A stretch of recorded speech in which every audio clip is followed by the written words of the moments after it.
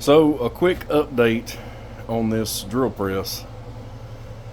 I looked it up, the model number, 61R,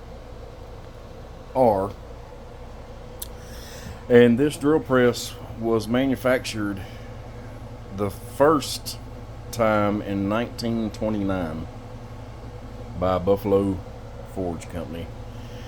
And they manufactured them through the 30s, making some tweaks here and there to them. But this exact model was 1929. So this drill press is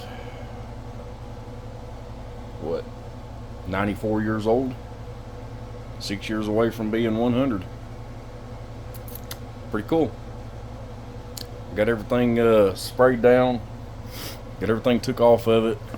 I've got the drill chuck in there with a few more other small parts soaking.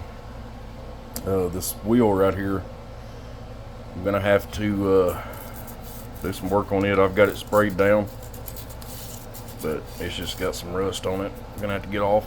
No big deal. But this thing can be used as a hand. You can turn it by hand, or you can put a motor on it with a belt. I don't think I'm going to do that because there's too many exposed parts. So we're just going to leave it. We're just going to leave it like it came. Stay tuned for more updates.